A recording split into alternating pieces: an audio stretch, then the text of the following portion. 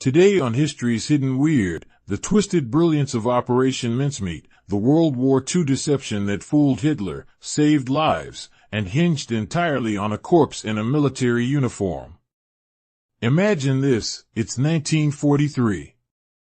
The Allies are desperate to invade Nazi-occupied Europe. But if Hitler guesses the landing site, thousands, maybe millions, could die.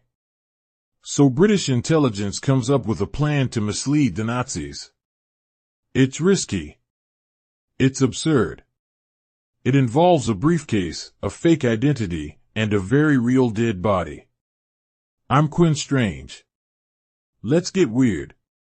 By early 1943, the Allies had just won a brutal victory in North Africa. The next move was obvious: invade southern Europe to push back the Axis powers. But there was a problem. Everyone knew the most logical place to attack was Sicily. It was the perfect launch point into mainland Europe. And Hitler knew that too. British intelligence needed to convince the Nazis that the invasion would not be in Sicily. But how? They needed something that Hitler would believe, not just a vague rumor. They needed, well, a body. Enter Operation Mincemeat. A plan so bold, so deeply weird, that it sounds like something from a spy novel. And that's probably because one of the masterminds behind it was an actual novelist. The operation was the brainchild of two British intelligence officers. Ewan Montague, a lawyer with a sharp mind for detail. Charles Cholmondeley, pronounced Chumley because English, an eccentric RAF officer who once suggested dropping bombs filled with glue. These two were perfect for an operation that required both creativity and cold logic. Their idea was to plant false documents on a body and have it wash up where the Germans would find it. The body would carry secret information, proving the Allies planned to invade Greece and Sardinia, not Sicily. The hope? Hitler would believe it, shift his forces away from Sicily, and leave the real invasion point less defended. But first, they needed a body. They couldn't use a soldier who died in combat; his family might find out.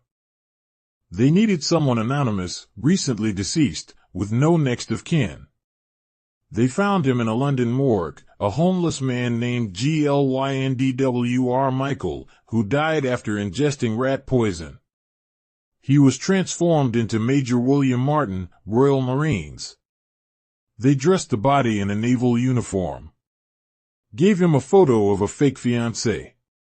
Movie ticket stubs. Keys. Receipts.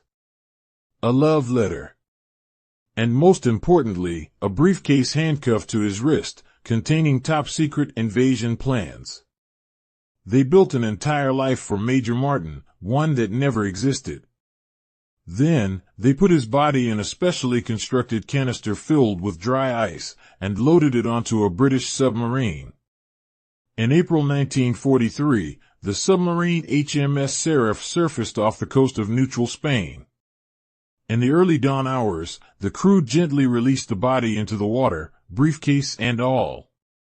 Spain was technically neutral, but full of Nazi spies. British intelligence hoped the Spanish would find the body and pass the documents to the Germans. They did. Spanish authorities recovered the body and documents, and then, as hoped, allowed German intelligence to photograph and read the fake letters. The briefcase was returned, seemingly untouched. British intelligence even inspected it and panicked over its apparent compromise, to sell the illusion further. Meanwhile, back in Berlin, Hitler took the bait. The fake documents indicated that the Allies would invade Greece and Sardinia, with Sicily as a diversion. Hitler swallowed the story whole. He ordered troops to reinforce Greece, moved tanks, repositioned divisions, and even delayed German reinforcements to Sicily. When the real Allied invasion hit Sicily on July 9, 1943, German defenses were thin and confused. The Allies took the island in just 6 weeks. Some historians argue that Operation Mincemeat saved tens of thousands of lives, maybe even shortened the war. All thanks to a dead man carrying lies. Major William Martin, the man who never existed, was buried in Spain with full military honors. Years later, historians uncovered his real identity, Glyndwr Michael.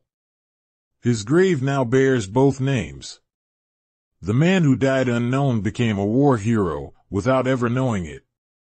Some other weird facts? The love letter in Martin's pocket was written by a real secretary at MI5, and it was so emotionally believable that the coroner wept when he read it. Ian Fleming, yes, James Bond's creator, was involved in planning related deception operations. The Germans trusted the fake documents so much that they later ignored actual real intelligence, thinking it was another trick. That's how powerful one deception was.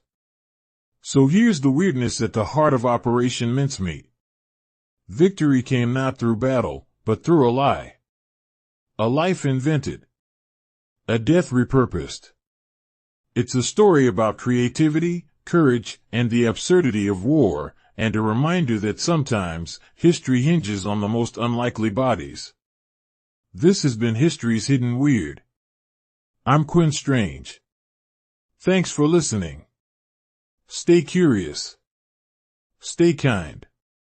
Stay wonderfully weird.